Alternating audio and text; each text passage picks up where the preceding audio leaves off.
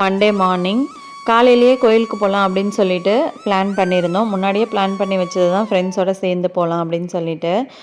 காலையிலேயே நல்லா தலைக்கு குளிச்சுட்டு ரெடி ஆகிட்டு அதுக்கப்புறமா பசங்களை ஸ்கூலில் விட்டுட்டு நாங்கள் வந்து கோவிலுக்கு கிளம்பிட்டோம். கோவிலுக்கு போகிறதுக்கு முன்னாடி வீட்டில் வந்து விளக்கேற்றணும். அதனால் வந்து வீட்டில் விளக்கேற்றிட்டு சாமி கும்பிட்டுட்டு அதுக்கப்புறமா வந்து கிளம்பியாச்சு. ஃப்ரெண்ட்ஸோடு சேர்ந்து போகும்போது ரொம்ப சூப்பராக இருந்துச்சு இன்றைக்கி எக்ஸ்பீரியன்ஸ். நாங்கள் இருக்கிற இடத்துக்கு ரொம்ப பக்கத்தில் தான் குன்றத்தூர் முருகன் கோயில் இருக்குது. அதனால் வந்து அங்கேயே போயாச்சு. எங்களுக்கு கல்யாணம் ஆன இடம் வந்து இந்த கோவில் தான். எனக்கு ரொம்ப பிடிக்கும். ரொம்ப ரொம்ப ஸ்பெஷலான ஒரு கோவில் எனக்கு.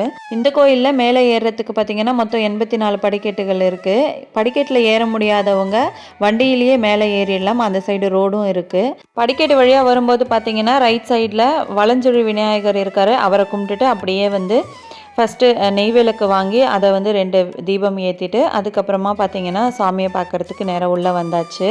இது வந்து கருவறைக்குள்ளே போகிற இடம். உள்ளே பார்த்திங்கன்னா நமக்கு மொபைல் அலோடு கிடையாது. அதாவது ஃபோட்டோஸ்லாம் எடுக்க முடியாது. அதனால் அந்த என்ட்ரன்ஸ் வரைக்கும் மட்டும் வீடியோ எடுத்திருந்தேன்.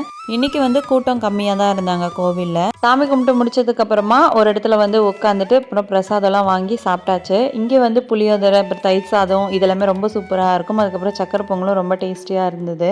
அதுக்கப்புறமா பார்த்தீங்கன்னா கோவிலுக்கு சைடில் இந்த மாதிரி வந்து கல்லெல்லாம் அடுக்கி வச்சுருந்தாங்க. இது வந்து வீடு கட்டுறதுக்காக வேண்டுறவங்களுக்கு இங்கே வந்து அடுக்கி வச்சோம் அப்படின்னா நமக்கு வந்து வீடு கட்டுற வாய்ப்பு சீக்கிரமே கிடைக்கும்.